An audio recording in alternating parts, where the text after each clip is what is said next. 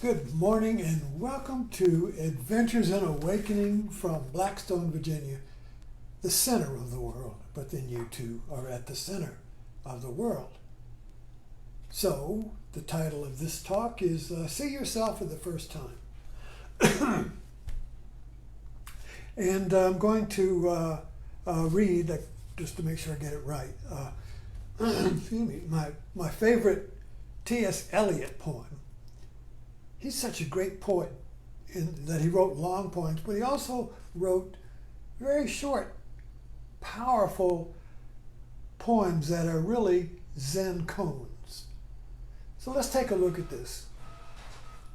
We shall not cease from exploration. We shall not cease from exploration. And at the end of our exploring, will be to arrive where we started and know the place for the first time. You see the ambiguity in that? The contradictions? It's a masterpiece. We shall not cease from exploring, and at the end of our exploring. You see that this is a catch-22 poem, or ironic, where yes is no and no is yes. So we will cease from exploring, we will at the end of our exploring. And then the next phrase will be to arrive where we started. How do you arrive where you start? And know the place for the first time. So there's like three lines here. We shall cease from exploring, and at the end of our exploring will be to arrive where we started and know it for the first time. So let's pull this cotton ball apart. I keep this handy as a little metaphor. If you feel a cotton ball, there's seeds in it. And you can get cut on these. These are very sharp little petals here. No, you cut yourself to death picking cotton. And anyway, it takes a lot of effort to get these seeds out. So I dropped it. Anyway, so this is a cotton ball. Got some seeds in it. Let's pull it apart. Let's pull it apart to see what you get here. So first of all, we'll get back to this. We shall not cease from exploring. Well, we will assume, we automatically say, when I explore, what am I? I'm exploring the external world. It's in time. I'm here and I'm going to explore the unknown. I'm going to go somewhere. You see, so I'm going to explore the world of experience. New experiences. See, an explorer wants new experiences. I'm going to experience new places that I haven't experienced before. So the explorer is always thinking, we normally think of exploring as going someplace we haven't been before and having a new experience. And as soon as we have that experience, we're looking for a new experience. So we do this on vacation. Oh, let's go to that amusement park. We have a new experience. Once you've been there, we don't want to go there again. What else is new? So you find a new amusement park. You're looking for go to a new restaurant. What do you want? I want a new experience, a new meal that I haven't. Oh, I've never had that before. Let me try that. Oh, this is good. Now, the next time we go there, well, let's try this. I haven't had that before. So the whole idea of exploring basically is to have a new experience. So then, but this. How am I going to know the place for the first time? See the contradiction here.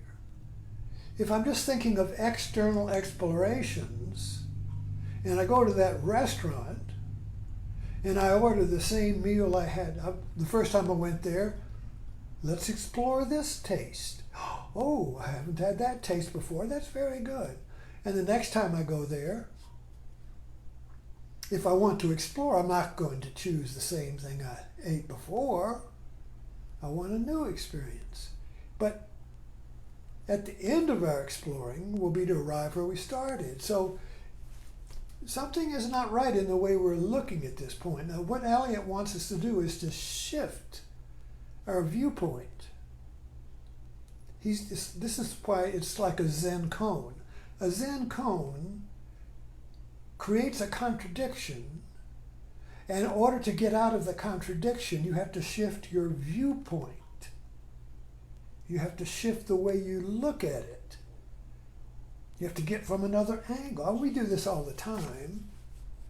In other words, you're stuck, you don't understand something, and somebody else comes in with a different viewpoint. They don't look at it the same way you do, and they immediately fix it, make an adjustment, and move on. And you couldn't because your viewpoint was stuck. So this poem is basically trying to get us unstuck from a habitual viewpoint.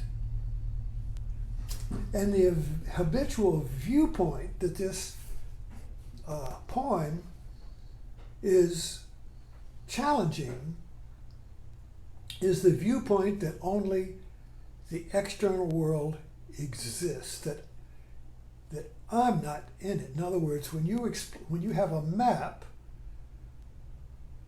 of the town or the city or something, you're not on it. You explore the external world, go from here to there. That's a new place. But see, this poem is challenging that, to shift and see you are the world and the world is you. In other words, you are the center of the world. So when I start my talks, I say, Blackstone is the center of the world. But then I say, you too are the center of the. How can there be two centers? See the contradiction? There's only one center in the external world that we explore, you see. There's only one center. If I want to find the center, it's going to be out there. There's only going to be one center. If you're a Muslim, well then the one center would be Mecca. If you're an American, the one center is Washington, D.C. and the Washington Monument. So every city has a center. Every nation has a center. Every world has a center. And if you're religious, well then God is this. Jesus is the center, you see. But it's always external. So this poem challenges that. See, you are the center. I am the center of the world. So I cannot help but explore. There is no end to exploring, because just to be alive is to explore.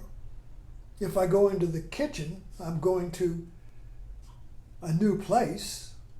It's in the house, but I'm here in the foyer and I'll go to the kitchen. What's really the difference between being here and going to the kitchen and being here and going to England?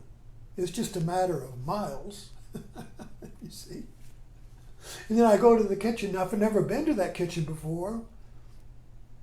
Or maybe I just got a new kitchen and I've been away and they put in a new kitchen. And now I go to the kitchen and everything's new. I'm seeing it for the first time. Oh, look, they did this cabinet. Oh, look at that. Oh, isn't this neat? Oh my God, look at that. Oh, this is what oh my God, it's the new kitchen, you see. But it's the same old kitchen.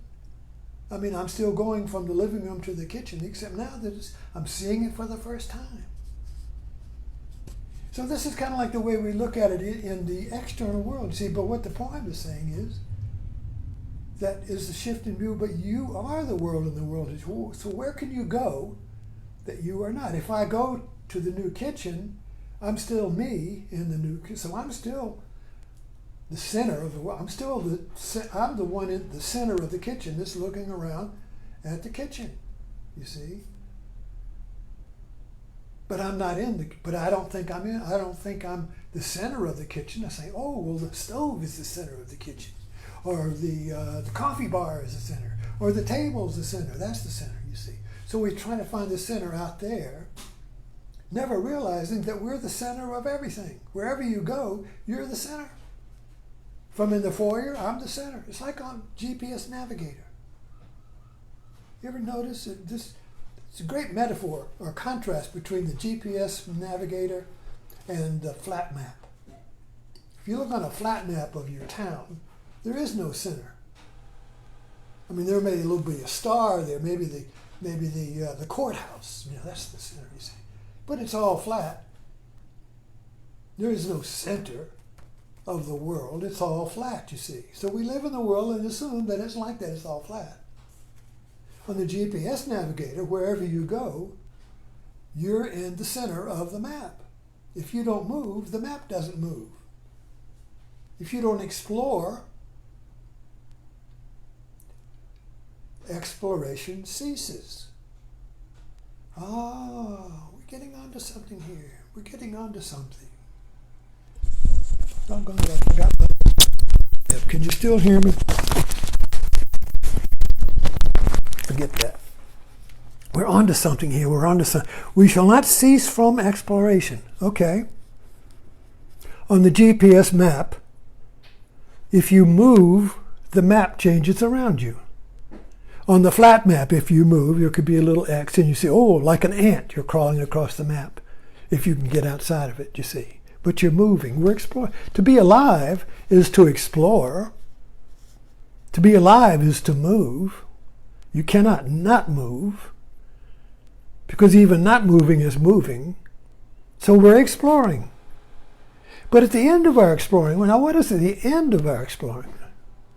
At the end of our exploring is a shift in viewpoint. There's a shift. There's an awakening. I'm no longer exploring. Or you could say I'm no longer seeking the center. I'm no longer seeking home. You see, all this idea of I want to go home. Home is the center. Where is it? I've lost my home. Where is home? I don't feel at home here. Or I do feel at home here. When you feel at home, that feeling is the center. You're not going anywhere. I don't want to go out. I'm home. I don't want to go to the amusement park. I'm home. If I go to the amusement park, I'm still me at the amusement park. You see, so the whole idea, there's a shift here. Now I'm meditating on this real time here. I'm looking at it with fresh eyes, with you. See, we should not cease from exploration. So we'll not cease from moving in the world. But at the end of that, there is an end to that moving. There is an end to seeking. There is an end to seeking God. There is an end to seeking yourself. There's an end to seeking home. There's an end to seeking the center out there. When you discover you are the center. That's a shift. You discover that I'm the center of the world. Wherever I go, I'm still the center, naming everything. Wherever you go, you still look around and you know everything. Oh, that's a lamp. That's this. I made that. That's that. We name everything. And if something isn't named, we look it up. But the point is, we're always at the center as the knower of the world we're in. So there's two worlds, two worldviews. There's the flat world, and I'm not on that. I can see it. I follow the map, you see. It's all exploring out there, you see. But the explorer's not on the map. The explorer isn't on the map. He's outside of the map, and he's looking at the world. I'm looking at the room. I'm looking at the town. I'm looking, and I can, expand or imagine. The only world I really know is this foyer. I have no doubt, I cannot question that I'm standing here in my foyer talking to you. But what's outside of this room, I infer. To my memory, I know that the rest of the world is out there, Main Street and Blackstone, because my memory knows it, you see. If I lost my memory, I wouldn't know what's out there. I have Alzheimer's. You see? I just know it, this room, But that's the way it is. We know the space we're in as the world. And in that space, you are the center because you can turn around. And you see, I don't, well, now I can, this right here, this is behind me, you see. I can't see. I can see it in this. I'm looking in the mirror. But see, you can't see what's behind you.